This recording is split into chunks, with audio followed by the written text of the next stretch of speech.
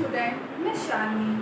कल हम लोगों ने पढ़ा था ऊर्जात्मक तत्व यानी कि ऊर्जा प्रदान करने वाले तत्व। आज हम पढ़ते हैं शरीर निर्माणात्मक तत्व यानी कि शरीर का निर्माण करने वाले तत्व। अब आप सोच रहे होंगे कि शरीर का निर्माण करने वाले तत्व क्या होते हैं, ये किस तरीके होते हैं। तो आपको बता दूं कि हमारी शैशवावस्था से यानी बल्कि हमारी गर्भावस्था से लेकर हमारी वृद्धावस्था तक हमारे शरीर में जितना भी हमारे शरीर का विकास होता है, हमारा शारीरिक विकास होता है, वो सारे इन्हीं तत्वों के द्वारा होता है यानी कि शरीर निर्माणात्मक तत्वों के द्वारा होता है। अब आप सोच रहे होंगे कि हमारे शरीर का विकास करने वाले कौन कौन से तत्व होते, तो हम आपको बता दें कि शरीर का विकास करने वाले तत्वों में मेन होता है प्रोटीन, खनिज लवण यानी कि मिनरल्स और वाटर। जी हाँ दोस्तों, ये तीन तत्व जो होते हैं वो हमारे शरीर के निर्माण में बहुत ही अहम भूमिका निभाते हैं। ठीक है, अब आपको बता दूं कि हमारे शरीर में जो टूट फूट होती है, जो कोशिकाओं की, जो ऊतकों की टूट फूट होती है, वो इन्हीं तत्वों के द्वारा हमारे शरीर में पूरी होती है यानी कि हमारे शरीर की जितनी भी रिपेयरिंग होती है वो इन्हीं तत्वों के द्वारा कंप्लीट होती है। अब आप सोच रहे होंगे कि शरीर का विकास तो सिर्फ यानी कि शैशवावस्था से लेके सिर्फ बाल्यावस्था या अडल्टहुड तक होता है, तो आपको बता दें कि हमारे शरीर का विकास इन्फेंसी से लेकर ओल्ड एज तक यानी कि infancy, childhood, early childhood, adolescence, adulthood और ओल्ड एज यानी कि ये सारी अवस्थाओं में हमारे शरीर का विकास होता है। आपको मैं एक्सप्लेन कर दूँ कि एडल्टहुड तक हमारे शरीर का शारीरिक विकास होता है, उसके बाद हमारे शरीर में कोशिकाओं की टूट फूट, ऊतकों की टूट फूट, ये सारी चीज़ों का रिपेयरिंग हमारी इन्हीं तत्वों के द्वारा होती है। आप सोच रहे होंगे कि प्रोटीन की इनमें क्या भूमिका होती है। अब आप सोच रहे होंगे कि हमारे शरीर में प्रोटीन यानी कि इन सारे तत्वों की क्या आवश्यकता होती है, तो आपको बता दूं कि हमारे शरीर का जो मेन बेस होता है वो होता है सेल। आप सभी जानते होंगे कि हमारे शरीर का बेस होता है सेल। तो सेल से हमारे शरीर के टिश्यू बनते हैं, टिश्यू से फिर मसल्स, ये सारी प्रोसेस आगे की तरफ बढ़ती जाती है। तो सेल में जो मेन तत्व होता है यानी कि मेन एलिमेंट होता है वो होता है प्रोटीन। जी हाँ, हमारे शरीर की सेल में जो मेन सोर्स होता है वो होता है प्रोटीन। इस तरीके से प्रोटीन हमारे शरीर के लिए बहुत ही लाभदायक होता है।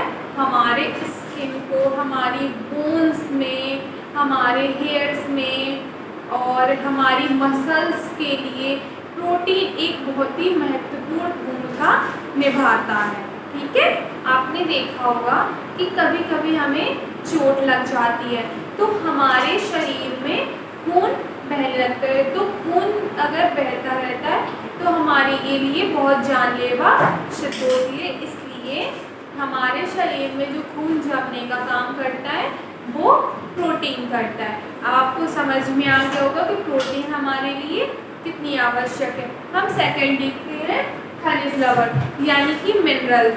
मिनरल्स कई प्रकार के होते हैं।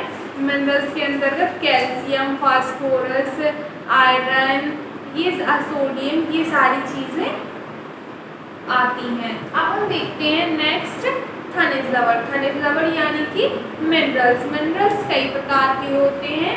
Calcium, phosphorus, iron, sodium, potassium, ये सारे मिनरल्स होते हैं।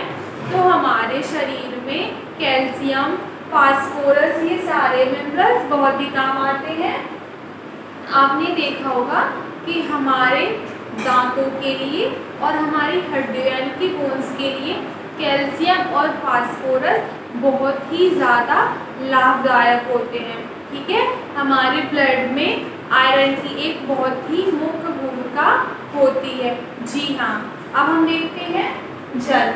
तो नेक्स्ट देखते हैं जल। तो देखा जाए तो हमारे शरीर में 80% पानी होता है।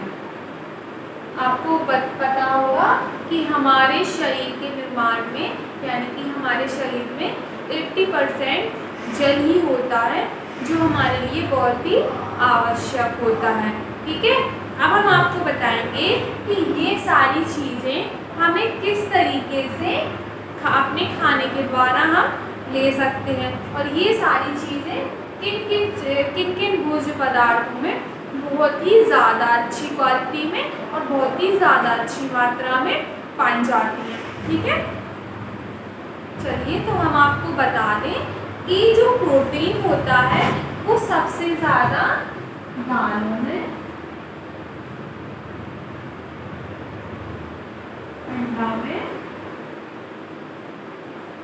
नट्स में, जी हाँ, प्रोटीन सबसे ज़्यादा हमारी दालों में, हमारे साबुत दालों में, अंडे में, नट्स में, बीन्स में और पनीर में, सोयाबीन में, इन सारी चीज़ों में प्रोटीन बहुत ही ज़्यादा अच्छी मात्रा में पाया जाता है। जी हाँ बच्चों, दूध में, अंडे में प्रोटीन सबसे ज़्यादा पाया जाता है।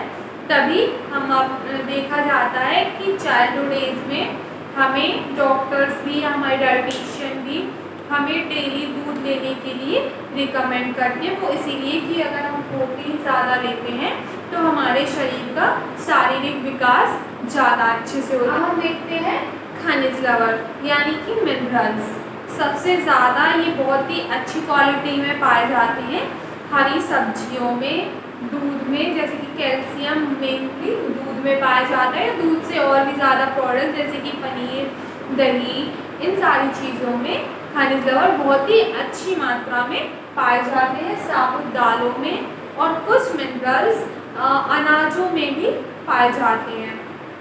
नेक्स्ट देखेंगे हम वाटर। जी हाँ बच्चों, वाटर हमें वाटर एक तो हम दिन में डेली पानी पीते रहते हैं, और दूसरी चीज़ हमें दूध से भी पानी की मात्रा हमारे शरीर की पूरी होती है। और हम जो फ्रूट्स खाते हैं, जी हाँ, वो फ्रूट से भी कोई फ्रूट से भी हमें पानी की मात्रा मिलती है। पानी जो होता है वो हमारे शरीर के एक तो सबसे मेन काम ब्लड के लिए बहुत ज़्यादा ज़रूरी होता है, और हमारे हार्मोन्स के लिए, और हमारे जो डाइजेस्टिव जूसेस होते हैं, एंजाइम्स होते हैं, इनके लिए भी जो वाटर है हमारा बहुत ही ज़रूरी होता है।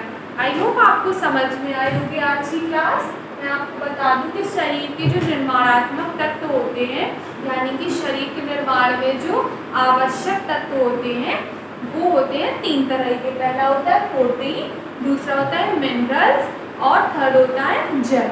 जी हाँ बच्चों, ये 3 मिनरल्स हमारे शरीर के, ये 3 तत्व हमारे शरीर के लिए बहुत ही ज़्यादा आवश्यक होते हैं।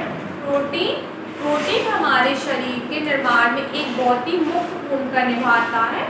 प्रोटीन हमें दालों से, अंडों से और हमारे नट्स से, दूध से प्रोटीन हमें मिलता है। मिनरल्स जो है वो हमें हमारी हरी सब्जियों से, दूध से और साबुत दाल और अनाजों से मिलता है।